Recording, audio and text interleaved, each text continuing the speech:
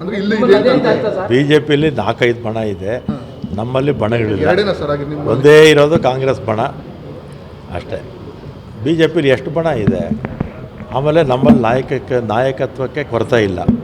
10 ಜನ ಮುಖ್ಯಮಂತ್ರಿಗಳಾಗುವಂಥ ಕೆಪಾಸಿಟಿ ಇರ್ತಕ್ಕಂಥವ್ರು ಇದ್ದಾರೆ. ಬಿ ಜೆ ಪಿಲಿ ಯಾರಿದ್ದಾರಪ್ಪ? ಅಲ್ಲ, ಒಂದು ನಿಮಿಷ, ಬಿ ಜೆ ಪಿನಲ್ಲಿ ಯಾರಿದ್ದಾರೆ? ನಾಯಕತ್ವನೇ ಇಲ್ವಲ್ಲ ಅಲ್ಲಿ.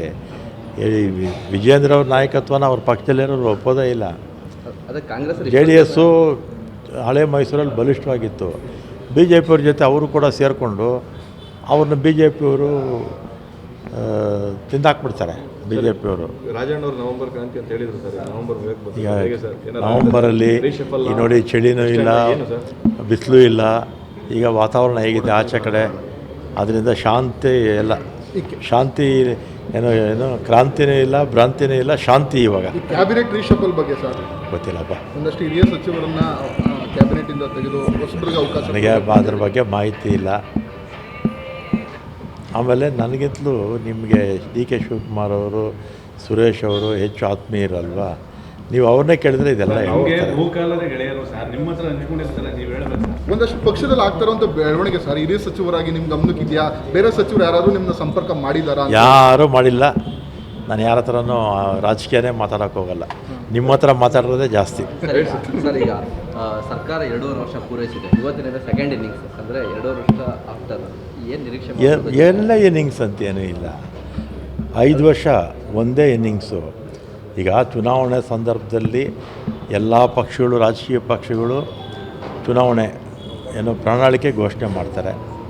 5 ವರ್ಷದಲ್ಲಿ ನಾವು ಪ್ರಣಾಳಿಕೆಯಲ್ಲಿ ಏನು ಹೇಳಿರ್ತೀವೋ ಅದನ್ನು ಈಡೇರಿಸುವಂಥದ್ದು ನಮ್ಮ ಜವಾಬ್ದಾರಿ.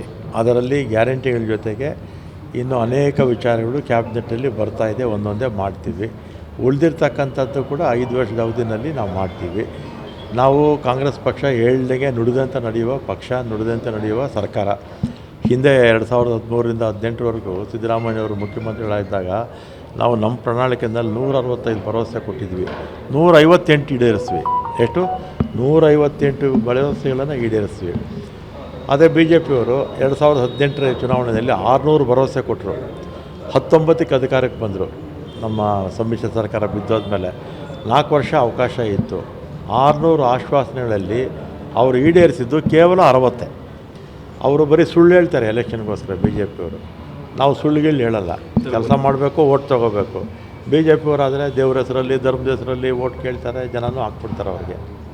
ಕಾಂಗ್ರೆಸ್ ಸರ್ಕಾರ ಇದ್ದಾಗ ನಾಯಕತ್ವ ಗೊಂದಲ ಇರಲಿಲ್ಲ, ಇವಾಗ ಗೊಂದಲ ಇದೆಯಲ್ಲ ಸರ್. ಈಗ ಪ್ರಣಾಳಿಕೆ ಭರವಸೆ ಎಲ್ಲ ಇದೆ ಅಂತ ನಿಮ್ಮದೇ, ನಮ್ಮ ಸುಮ್ಮನೆ ಮಾಧ್ಯಮದವರೇ ನೀವೇ ಎಲ್ಲ ಸುಮ್ಮನೆ ಗೊಂದಲ ಮಾಡ್ತೀರಾ. ಒಂದೇ ಇನ್ನಿಂಗ್ಸ್ ಅಂತ ಹೇಳಿದ್ರೆ 5 ವರ್ಷನೂ ಸಿದ್ದರಾಮಯ್ಯ ಅವರು ಇರ್ತಾರ, ಒಂದೇ ಇನ್ನಿಂಗ್ಸ್ ಅಂದರೆ ಅದ್ರ ಬಗ್ಗೆ ಎಲ್ಲ ಮಾತಾಡಲ್ಲಪ್ಪ.